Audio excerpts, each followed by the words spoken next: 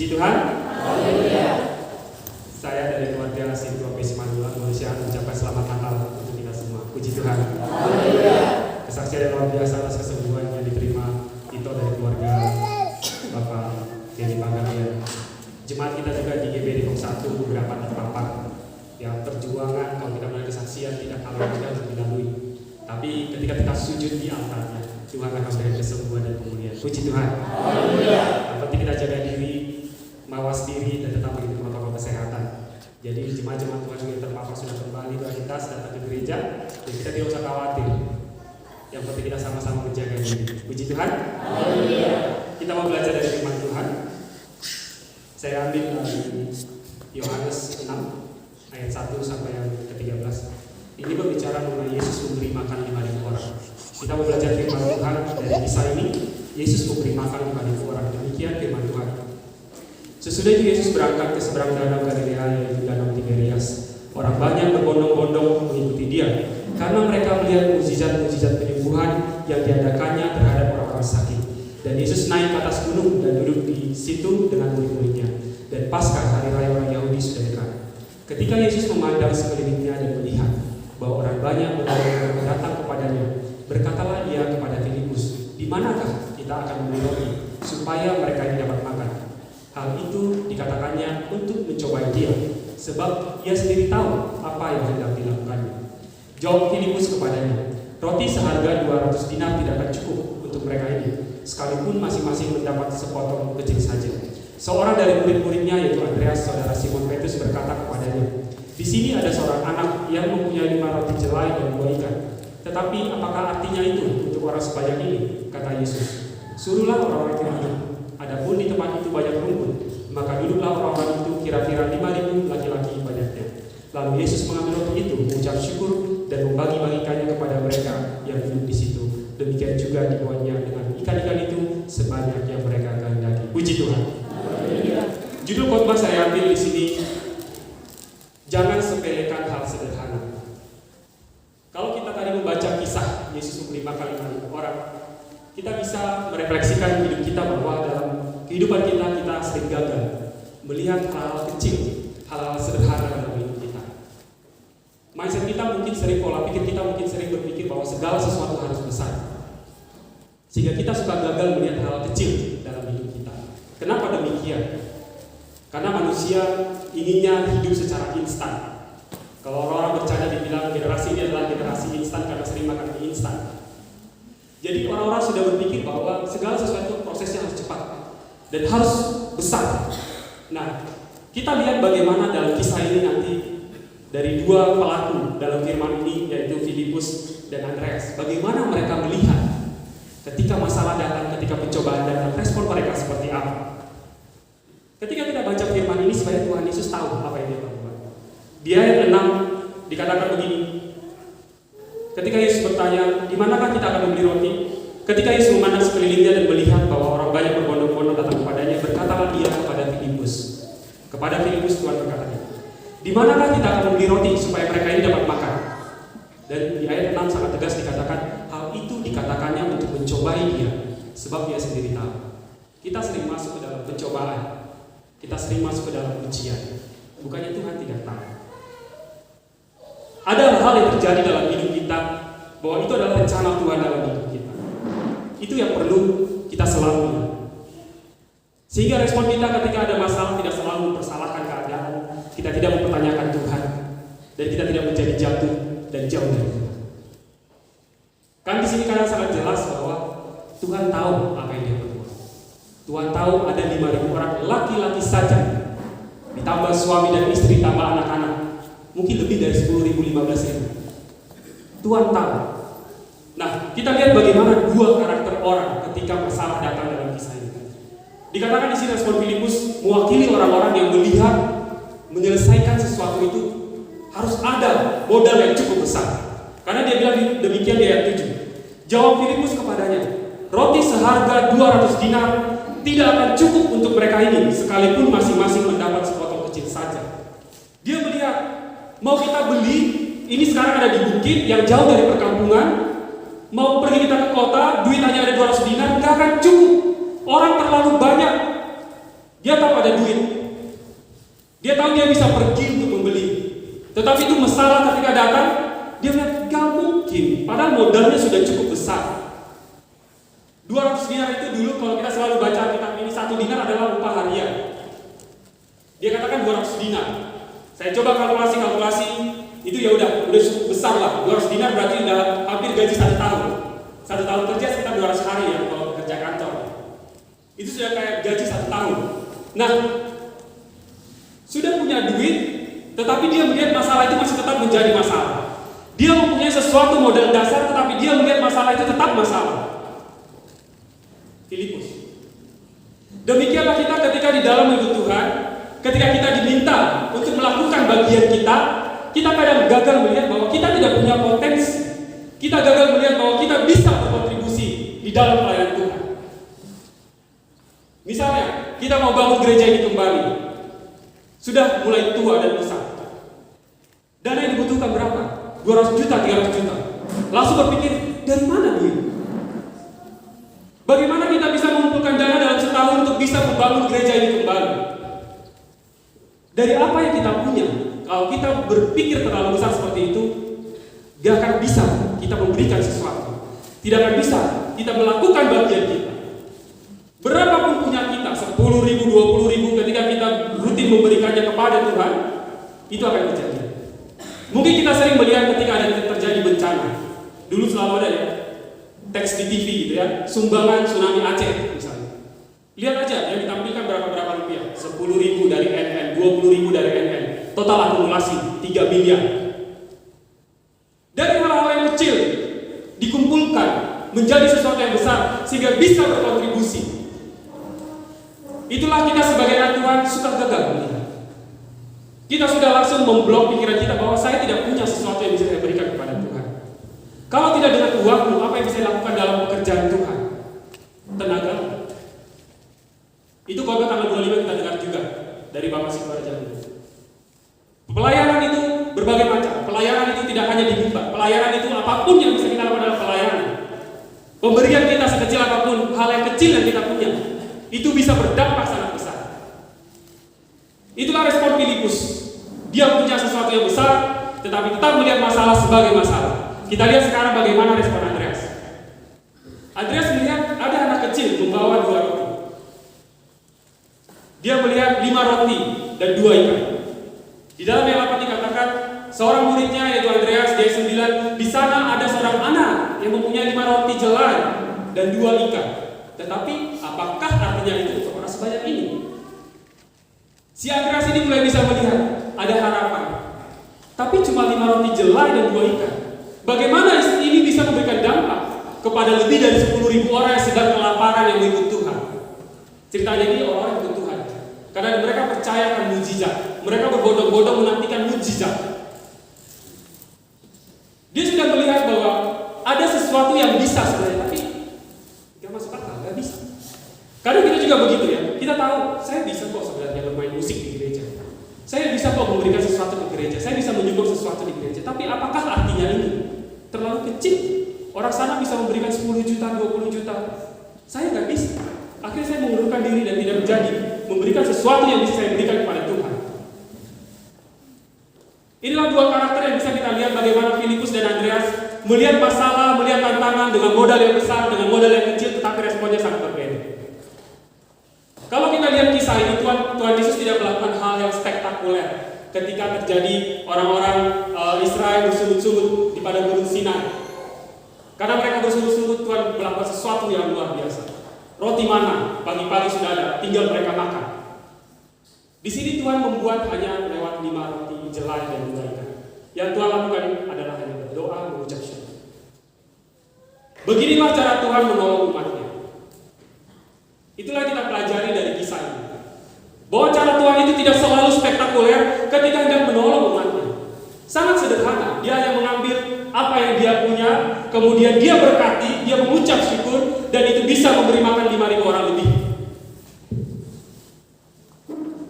Di dalam kehidupan kita, judul dari firman saya katakan, jangan sepelekan hal sederhana. Kadang kita tidak berhasil melihat apa benih yang ditanam Tuhan kepada kita, yang perlu kita kembangkan. Kalau kita bayangkan sekarang sebuah pohon mangga, dia berasal dari biji atau terlalu besar gitu ya. Biji kopi lebih kecil lagi. Dari sesuatu yang sangat kecil, di sini adalah kehidupan. Kalau benih ini ditanam dengan baik dan benar, benih ini dirawat, sebenarnya di dalam biji ini sudah terdapat kehidupan yang cukup besar. Karena dia akan menghasilkan buah-buah. Dia akan bisa menolong orang yang menjadi pemiliknya. Itulah yang gagal sering kita lihat, bahwa kita mempunyai sesuatu benih yang sudah ditanam Tuhan di dalam kita, yang perlu kita kembangkan, yang perlu kita beri nutrisi, sehingga kita mampu melewati segala sesuatu yang Tuhan sudah rancangkan bagi kita. Karena dalam kisah ini dikatakan Tuhan merancangkan sesuatu. Bukannya dia tidak tahu apa yang dia perbuat, tetapi Tuhan menempatkan benih di dalam kita. Tetapi sanggupkah kita, bisakah kita melihat benih itu yang perlu kita kembangkan, yang perlu kita beri nutrisi? Itulah yang perlu anak-anak Tuhan perhatikan.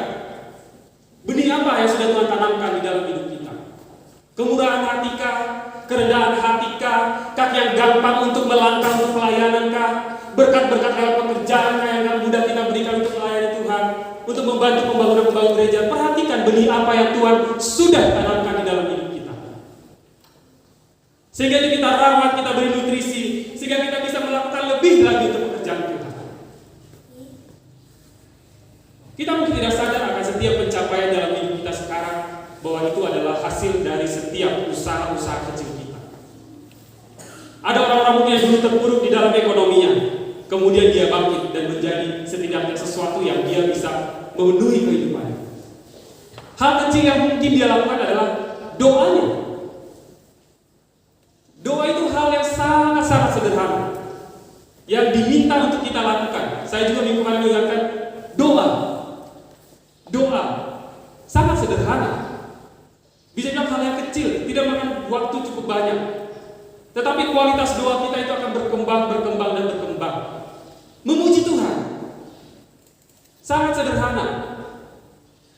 Sedang bekerja di ladang, sedang berdagang, tidak ada pembeli, puji Tuhan. Ketika kita dalam perjalanan, puji Tuhan. Itu hal sederhana, sehingga setiap benih-benih itu mampu kita temukan. Apakah itu kemurahan hati, wajah yang mudah tersenyum untuk memberkati orang, benih berkata-kata sehingga orang bisa dipulihkan. Benih itu bermacam-macam Tuhan tanamkan di dalam hidup kita. Mari kita temukan, mari kita beri nutrisi, mari kita rawat sehingga itu berkembang di dalam kehidupan kita. Yang Tuhan lakukan benar-benar hanya mengucap syukur ketika dia sudah pegang 5 roti itu dan 2 ikan itu. Demikianlah kita diminta juga mengucap syukurlah. Apa yang kita punya, yang kita pegang saat ini, mengucap syukur. Minta Tuhan menambah-nambahkan. Sehingga ketika kita mempunyai sesuatu impian, sesuatu menjadi harapan, itu Tuhan bisa nyatakan.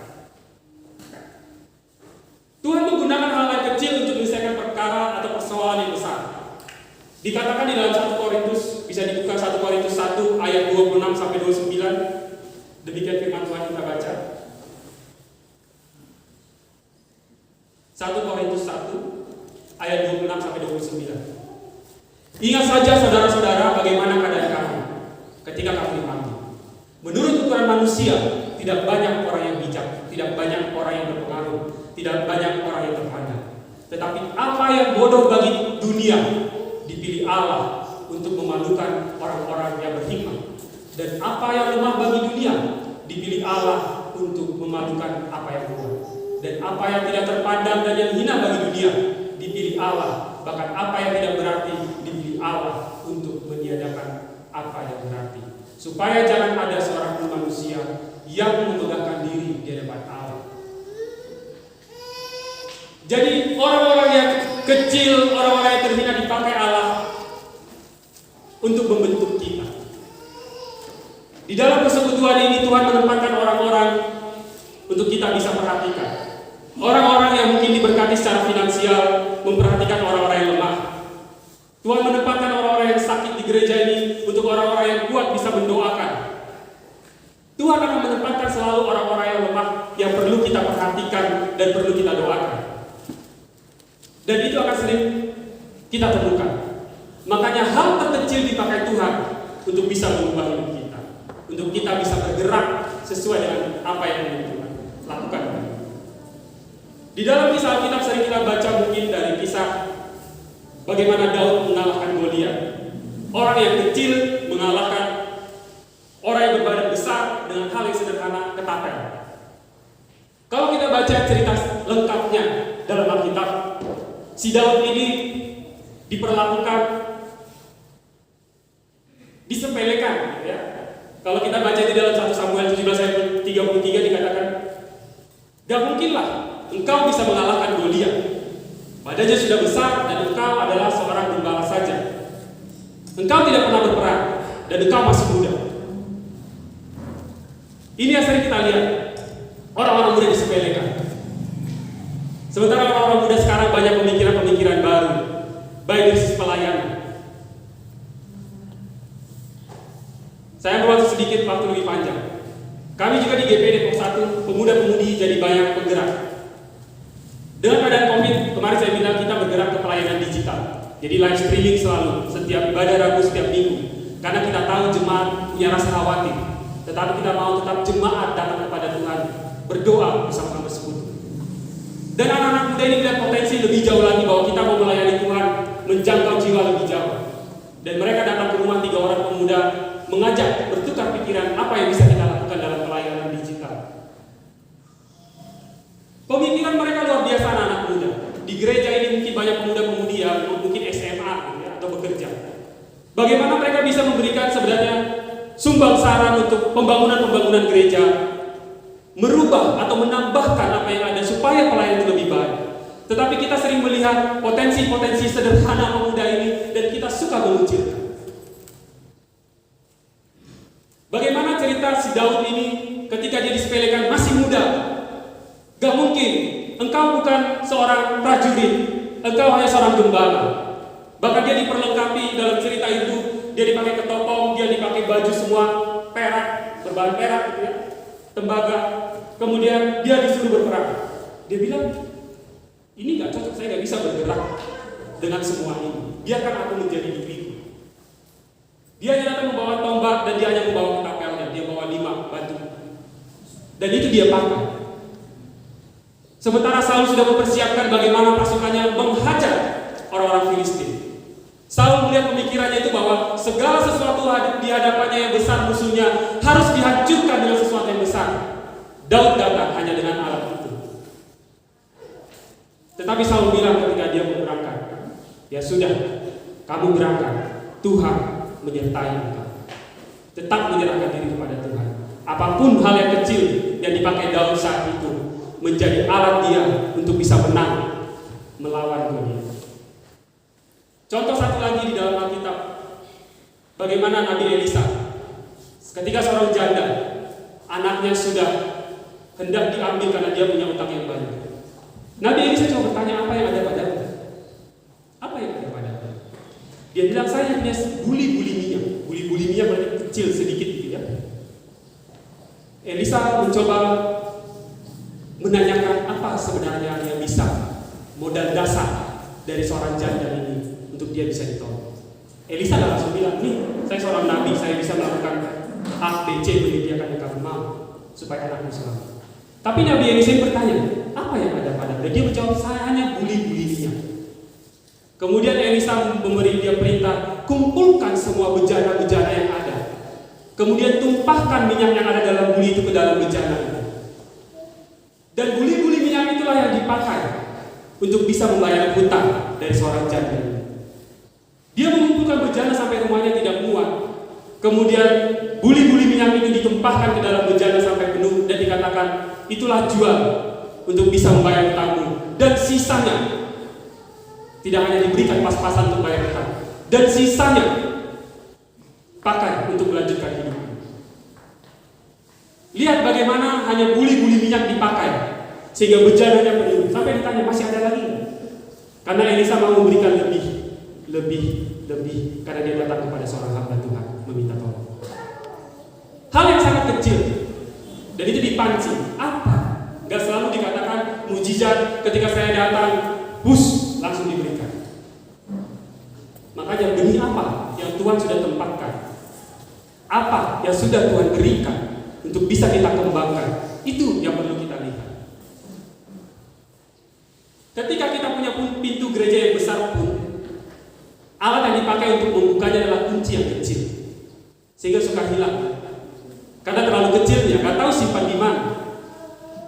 Ketika masalah besar datang, ketika tantangan yang besar datang, bayangkan saja pintu ini hanya butuh kunci yang kecil untuk bisa membukanya. Apa pintu kecil kita? Apa kunci kecil kita? Doa kita, persekutuan kita dengan Tuhan, yang kita bentuk dari hari ke hari.